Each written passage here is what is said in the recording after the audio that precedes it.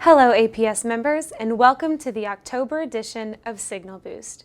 I'm your host, Callie Pruitt, Senior Strategist for Grassroots Advocacy for the APS Office of Government Affairs, and here's your science policy update.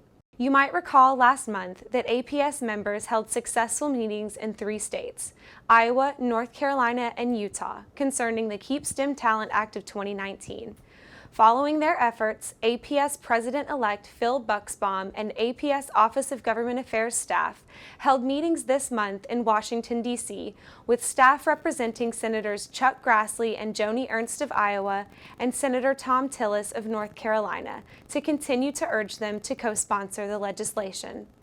To refresh your memory, the Keep STEM Talent Act would make the F-1 visa dual intent for international students pursuing advanced STEM degrees from U.S. institutions and provide a path to a green card for those students who earn degrees and secure job offers from U.S. companies.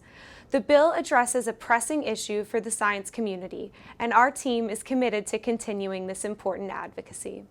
In addition to participating in meetings on the Keep STEM Talent Act in D.C., President-elect Phil Buxbaum and APS Office of Government Affairs staff followed up on in-district meetings that APS members held in Colorado and Indiana. They met with Representatives Ken Buck and Jim Baird's staffs to discuss a potential House resolution that would recognize the importance of international scientists to the United States and its economy. The team asked each of them to co-sponsor the resolution, and we're hopeful that we'll see progress on this soon.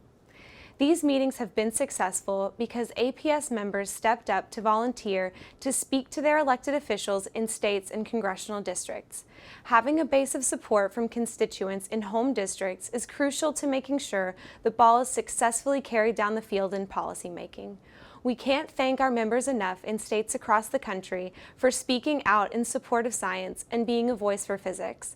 If you are interested in holding a meeting in your state or district, please email me at pruitt@aps.org.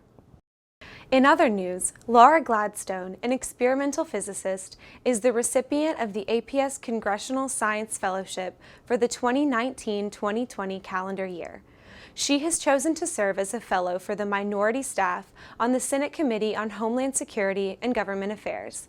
We wish her the best of luck, and we would like to remind interested APS members that the deadline for applications for the 2020-2021 Congressional Science Fellowship is December 15th.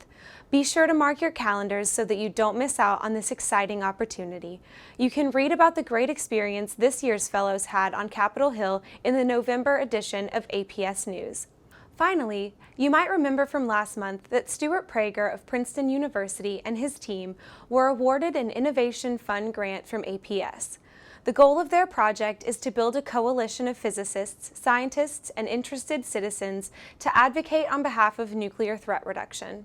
They held their inaugural meeting in Washington, D.C. last month, and the team talked through broad strokes of the project as well as focused in on some key elements of success, such as diversity, early career physicist involvement, and bringing advocacy into their colloquia.